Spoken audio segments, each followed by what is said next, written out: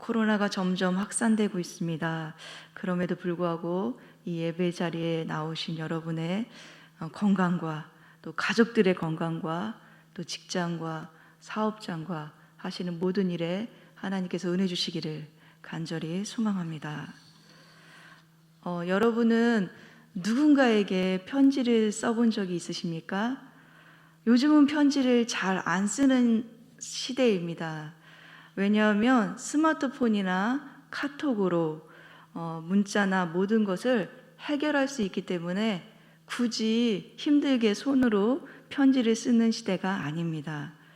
그런데 코로나19가 시작되면서 대학가에서는 비대면 수업이 진행되었고 과제를 메일로 보내는 경우가 있습니다. 그리고 과제에 대한 교수님의 피드백, 즉 문제점의 지적도 메일로 받는 경우가 있습니다.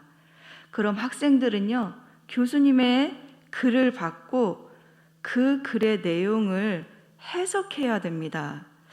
이것은 무슨 의미로 쓰신 것이지? 이것은 어떻게 고치라는 것이? 이 의도는 뭐지? 글을 받는 사람은 나름대로 해석할 수밖에 없습니다. 때로는 그 해석이 맞기도 하지만 때론 그 해석이 틀리기도 합니다. 이처럼 편지를 받는 사람은요, 그것을 어떻게 해석하고 어떻게 읽느냐에 따라서 글 쓴 사람의 의도를요, 제대로 파악할 수도 있고 제대로 파악하지 못할 때도 있습니다. 오늘 본문 말씀도요, 편지입니다. 성경의 서신들은 편지를 받는 교회와 성도들이 문제가 있을 때 그것을 바로잡고요, 권면한 필요성을 느낄 때 편지를 썼습니다. 그래서 그 당시에는 주로 갈 수가 없기 때문에 편지를 통해서 권면을 하고 편지를 통해서 바로 잡고 이런 일을 했던 거죠. 특히 이 편지를 받는 사람들은 믿는 유대인들이었습니다. 그들은요, 로마의 극심한 박해로 인해서 흩어진 12지파 사람들입니다. 외부의 박해와 시련은 교회 내적으로 세속화를 가져왔습니다. 당시 흩어진 사람들은 세상 속에서 먹고 사는 문제가 당면한 문제였고요. 당연히 먹고 사는 문제, 즉 경제 문제를 염려하고 그리고 걱정할 수밖에 없었습니다. 특히 유대인들은 본래 장사, 경제, 유통업에 뛰어난 사람들이어서 그들이 흩어진 그들의 삶의 현장에서 장사를 하려고 했던 것입니다. 오늘날에도 유대인들의 자본이 전 세계 경제 흐름에 영향을 끼친다는 말이 있습니다. 그처럼 흩어진 유대인들은요, 세상 속에서 장사를 통해 살 궁리를 했고 또 이윤을 남기고자 했습니다. 그러나 그들은 세상 속에서 하나님의 뜻을 배제하고 세속화에 물들어 자신들이 가진 지식과 계획으로 돈을 벌려고 생각했던 것입니다. 그래서 첫 번째, 야고보가 편지를 쓰면서 첫 번째로 이 사람들한테 권면하는 것은 무엇이냐면 주의 뜻을 배제한 교만한 태도를 가진 상인들에게 주어지는 권면의 말씀입니다. 본문 13절의 말씀입니다. 우리 함께 읽어보시겠습니다. 시작. 들으라, 너희 중에 말하기를 오늘이나 내일이나 우리가 어떤 도시에 가서 거기서 1년을 머물며 장사하여 이익을 보리라 하는 자들아. 야고보의 권면은요, 돈에 관심을 갖고 돈을 더 벌려고 하는 그것 자체가 잘못되었다고는 말하고 있지 않습니다. 그러나 돈에 대한 그들의 태도와 돈을 벌려고 할 때 믿음을 떠난 교만한 태도에 대해서 지금 권면하고 있습니다. 13절 상인의 말 속에는요, 무려 5가지나 교만한 영역이 자리 잡고 있습니다. 첫 번째는요, 미래에 대한 자기 확신으로 오늘이나 내일 우리가 가서 라고 말하고 있습니다. 둘째, 그는 장소에 대한 확신을 갖고 있습니다. 어떤 도시를 말하고 있어요. 셋째, 그는 시간에 대한 확신을 갖고 있습니다. 1년이 보장되어 있는 것처럼 말합니다. 넷째, 그는 하는 일에 대한 확신을 갖고 있습니다. 장사를 할 수 있다고 장담합니다. 마지막으로 그는 결과에 대한 확신으로 이익을 보리라고 지금 자신 있게 장담하고 있는 것입니다. 정리하면 상인은 상거래가 잘 되고 있는 그 도시에 가서 1년 정도 그곳에 살면서 장사를 하면 자신은 확실히 이득을 볼 것이라고 자신만만하게 말하고 있는 것입니다. 그는요, 이러한 사업을 위해 모든 준비를 철저하게 했고요. 이제 오늘 내일 시작하면 된다고 말합니다.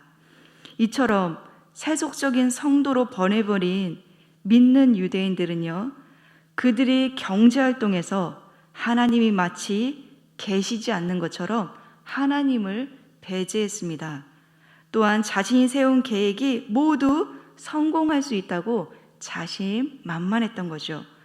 그래서 본문 16절에는 이것이 허탄한 자랑이다, 그리고 이것이 악한 것이다 라고 말하고 있습니다. 16절의 말씀입니다. 이제도 너희가 허탄한 자랑을 하니 그러한 자랑은 다 악한 것이라.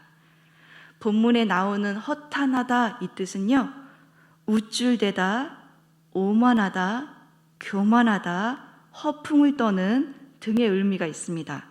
상인은 자신이 여태껏 장사를 잘했기 때문에 이번에도 성공할 수 있다고 믿었습니다. 그는 하나님을 고려하지 않는 계획을 세워놓고 미래에 자신의 계획이 이루어질 것을 확신했던 거죠. 이처럼 세속화된 믿는 상인들의 교만한 태도에서 나온 악한 행동을 지금 야고보는 권면하고 있습니다. 이것이 왜 교만한 태도이고 악한 행동인지 14절은 말해주고 있습니다. 본문 14절의 말씀인데요, 함께 읽어보겠습니다. 시작. 내일 일을 너희가 알지 못하는도다. 너희 생명이 무엇이냐? 너희는 잠깐 보이다가 없어지는 안개니라. 14절에 내일 일을 직역하면 너희 생명이란 뜻입니다. 이것은 단순히 일이 아니라 내일의 생명과 삶을 너희 스스로 담보하지 못하는데 너희는 어떻게 그것을 자랑하느냐라는 뜻입니다. 그러기에 14절은요, 생명의 주관자가 하나님이심을 말씀하고 있습니다. 사람이 아무리 좋은 계획을 세우고 사람이 아무리 멋진 계획을 세운다 한들 생명을 잃으면 무슨 소용이 있겠습니까? 본문에 소개된 상인은 훌륭한 사업 계획서를 갖고 뛰어난 장사 수단을 있었지만 그가 잃어버린 것 한 가지는 자신의 인생에서 생명을 주관하시는 하나님이 배제되어 있다는 사실입니다. 그래서 성경은요, 14절에 인간의 생명을 안개에 비유하고 있습니다. 안개는요, 연기처럼 순식간에 사라져버리는 것입니다. 너의 계획이 훌륭하냐? 너가 계획 세운 게 맞냐? 그런데 네 생명을 오늘 걷어가면 어떡할 것이냐? 그러니까 너가 자신만만한 그 교만한 태도는 지금 악한 것이다 라고 야고보 저자는 권면하고 있는 거죠. 마치 자신이 미래와 시간을 통제할 수 있는 것처럼 자랑하고 교만한 태도에 대해서 지금 권면하고 있는 것입니다. 야고보는 이처럼 세속화된 교만한 태도를 버리라고 권면하고 있는데 이 말씀은 동일하게 우리에게도 주어지는 말씀입니다. 사랑하는 성도 여러분, 잠언 27장 1절은 우리에게 말씀하고 있습니다.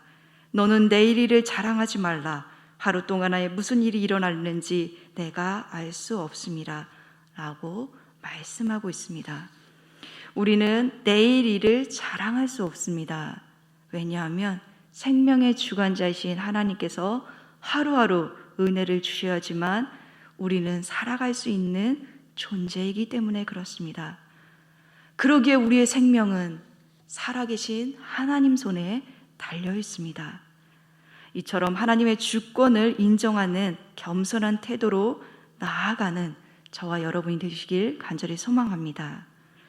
둘째, 하나님의 주권을요 인정하는 겸손한 태도는 먼저 주님의 뜻이 무엇인지 묻고 행하는 것입니다.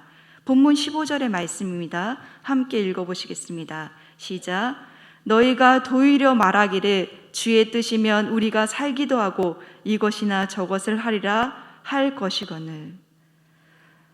15절에 시작되는 도리어라는 단어의 헬라어는요 안티입니다.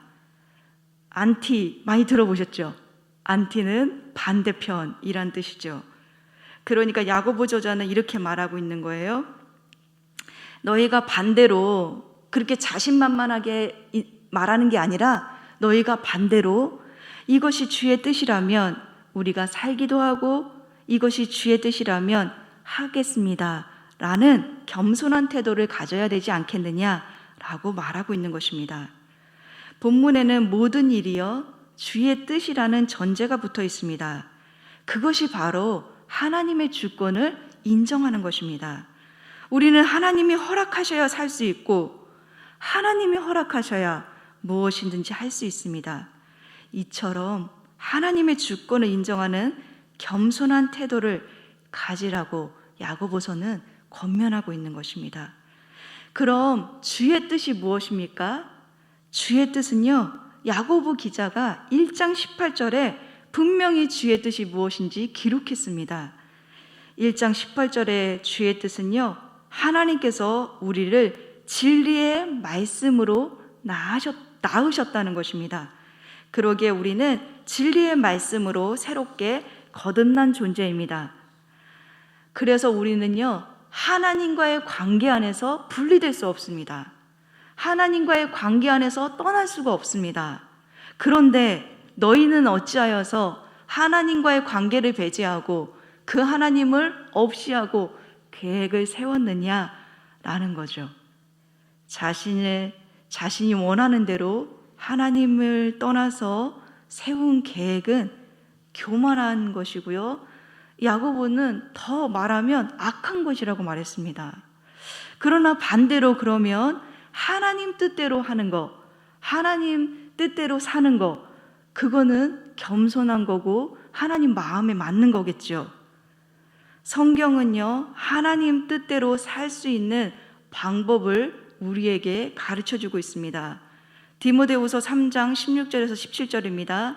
모든 성경은 하나님의 감동으로 된 것으로 교훈과 책망과 바르게 함과 의로 교육하게 유익하니 이는 하나님의 사람으로 온전하게 하며 모든 선한 일을 행할 능력을 갖추게 하려 함이라고 말씀하고 있습니다. 그러기에 우리는요 주의 뜻대로 살기 위해서 말씀을 읽어야 됩니다. 주의 뜻에 순종하기 위해서 말씀을 읽어야 됩니다. 뿐만 아니라 주께서 원하시는 뜻이 무엇인가 먼저 기도로 물어야 하는 거죠. 왜냐하면 주의 뜻을 알고도 행하지 않으면 그것이 죄가 되기 때문에 그렇습니다.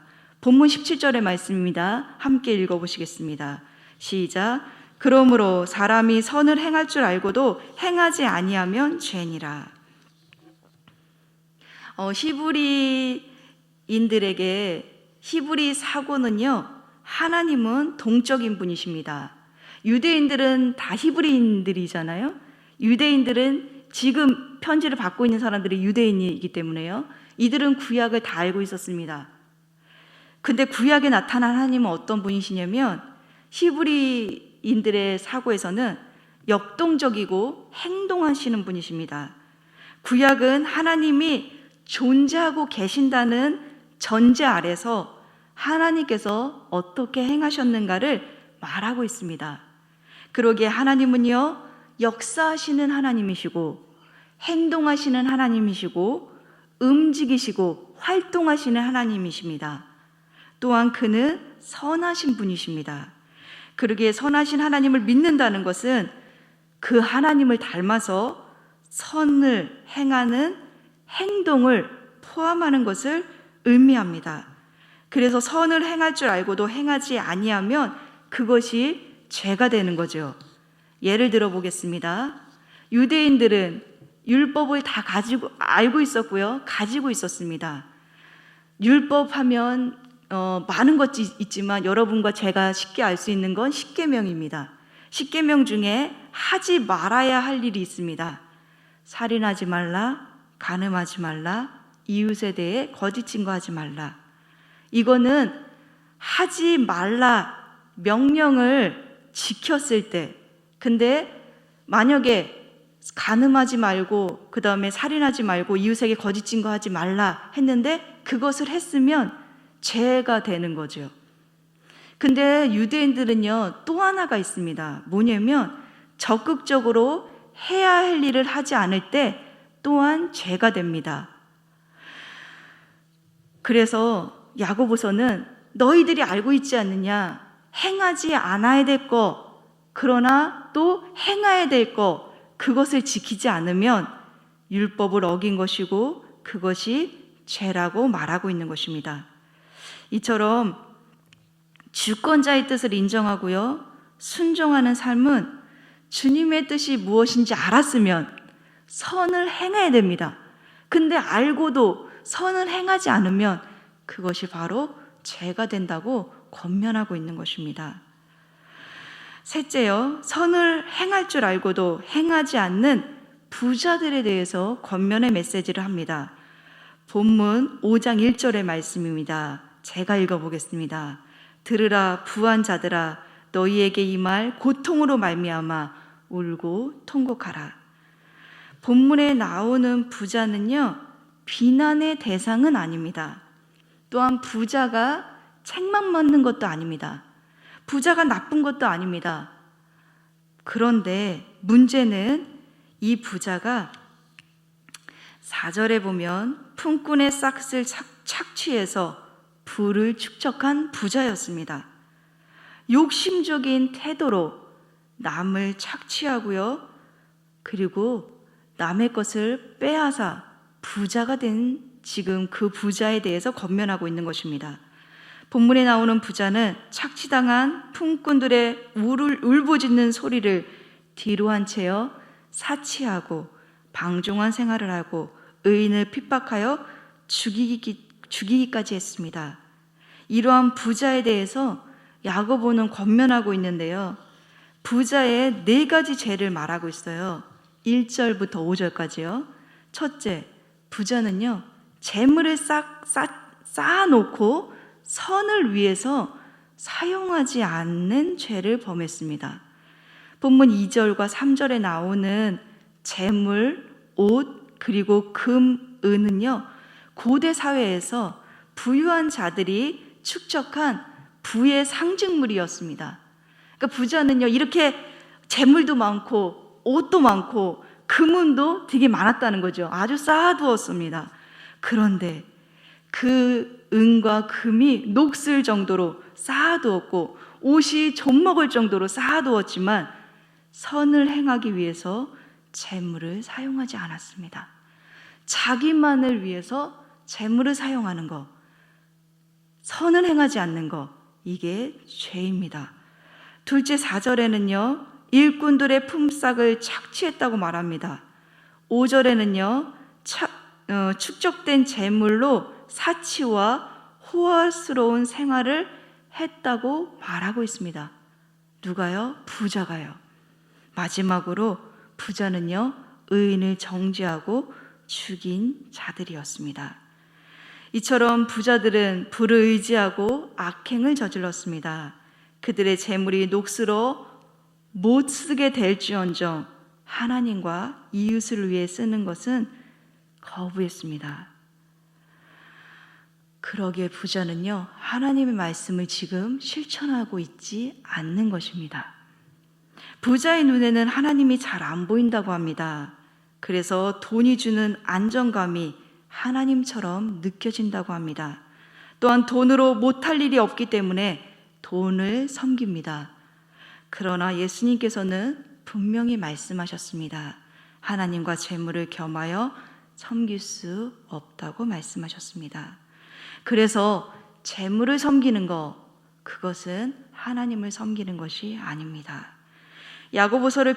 야고보서가 편지를 쓰는 대상이 유대인이라고 했습니다. 유대인은요, 그 율법 속에는 구약에 보면 분명히 하나님의 것과 이웃의 것이 같이 있습니다. 예를 들어 보겠습니다. 지난주 우리는 맥추 감사절을 보냈습니다. 죄송합니다. 맥추 감사절 이거죠. 보리 첫 이삭을 하나님의 것으로 드리면서요, 제사장이 드립니다.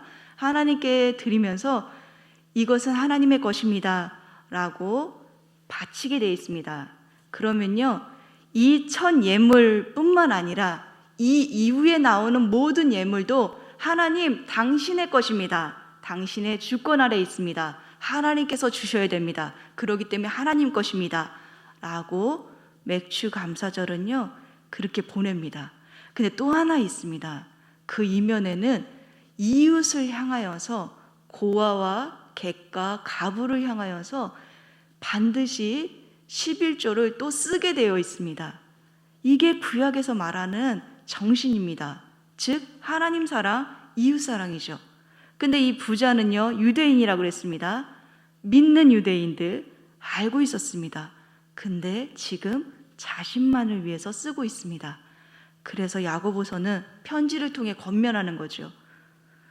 너가 선을 행할 줄 알고도 행하지 않으면 그것이 죄니라. 그런데 그 부자들은요, 하나님께 대한 심판이 있다고 말합니다. 3절에 말세에 재물을 쌓는 부자들은 1절에 심판이 임하는데요, 고생으로 말미암아 울고 통곡하게 된다고 말하고 있습니다. 사랑하는 성도 여러분, 우리의 재물을 어디에 쌓고 어디에 쓰시길 원하십니까? 하나님은요, 하나님과 이웃의 재물을 사용하기를 원하십니다. 말씀을 정리하겠습니다. 세상을 살 때 주눅을 들어 사는 것은 자신감을 가지고 사는 것보다 좋지만, 때로는 지나친 자신감은 우리에게 해가 될 수 있습니다. 자칫하면 교만한 태도를 보일 수 있기 때문에 그렇습니다. 우리는 내일을 알 수 없습니다. 장담할 수도 없습니다. 겸손히 하나님을 의지하며 하나님의 뜻을 먼저 구하고 선을 행하는 저와 여러분이 되시길 간절히 축원합니다.